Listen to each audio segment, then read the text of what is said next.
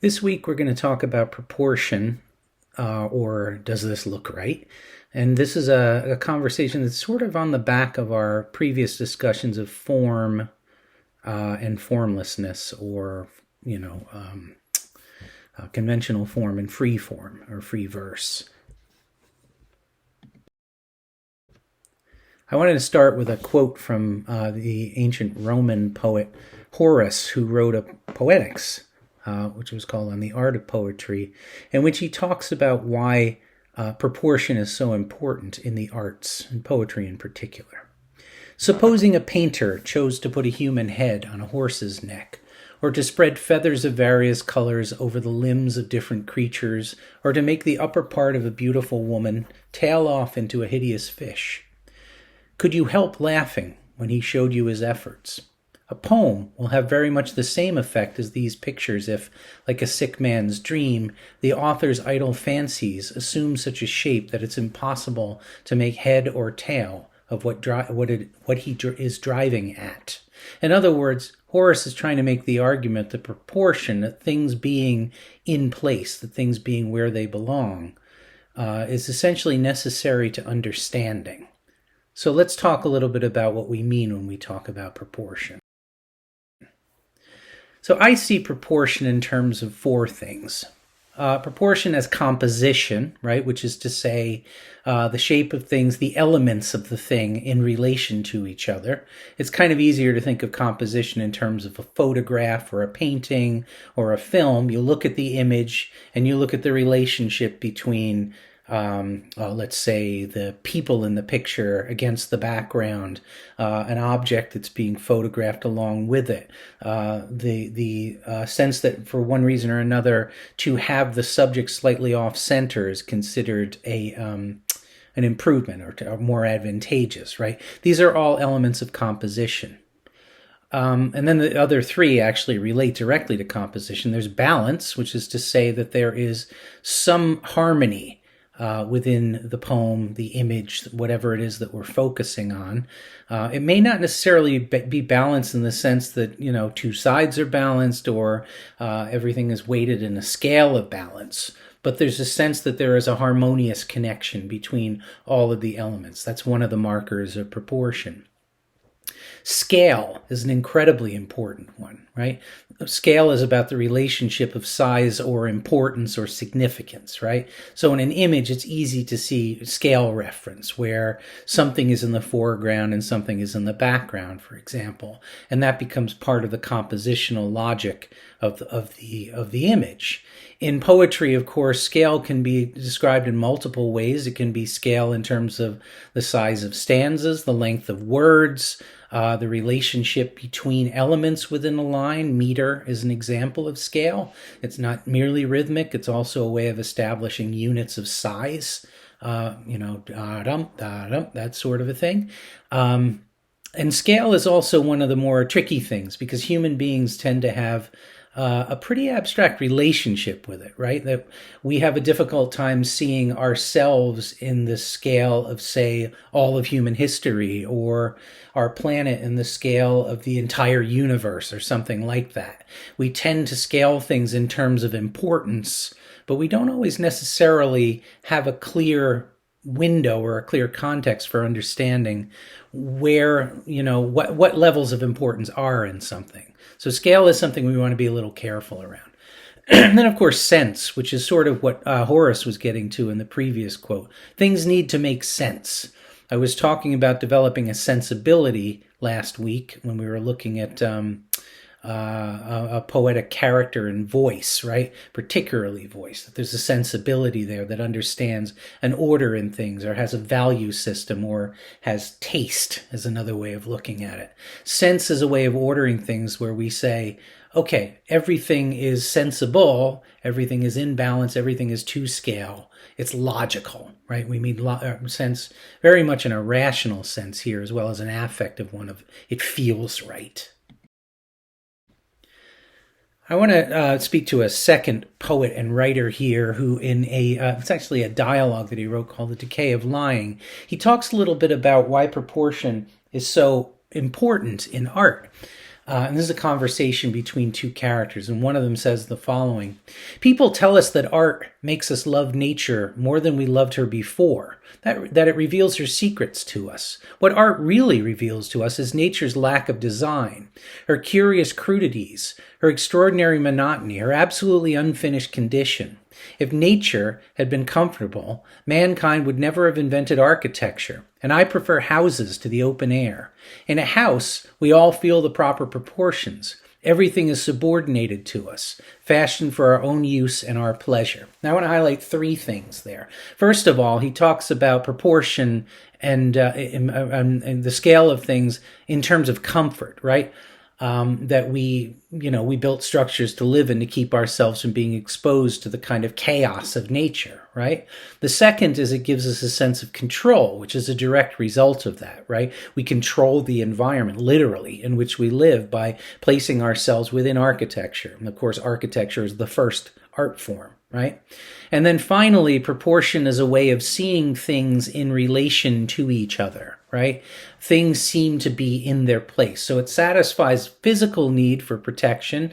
It satisfies the kind of psychological need for control over one's space. And then it also satisfies a kind of aesthetic need of seeing things all collectively together. All three of these reasons, Wilde would say, is why we focus so much on getting things into proportion and understanding the scale and the natural relationship, I should say, the formal relationship between them.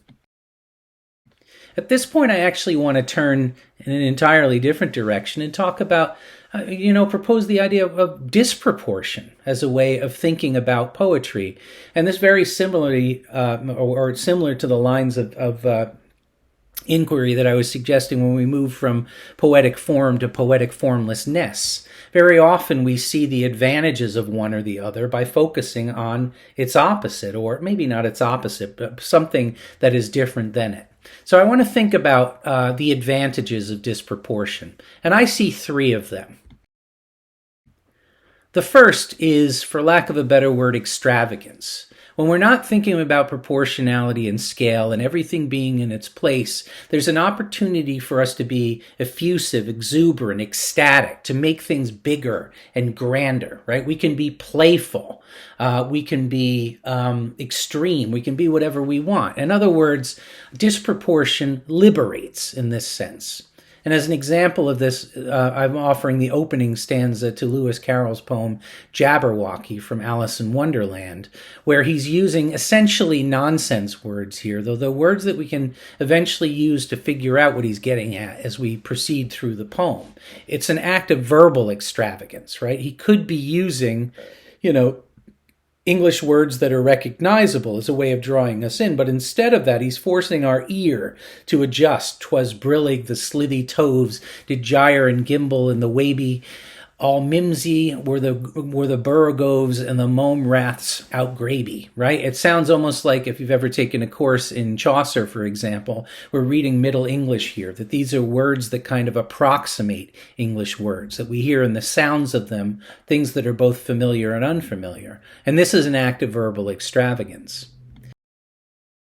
The second is what I refer to as elasticity, that disproportion allows us to sort of stretch things, so that we're not so sort of bothered by the idea of keeping things proportional and keeping things in scale and keeping things sensible all the time. And as an example of this, I'm offering an excerpt from a book-length poem by Susan Mitchell called Rapture, where she talks about her mouth, essentially, and she uses a number of different modes of thinking in order to talk about it.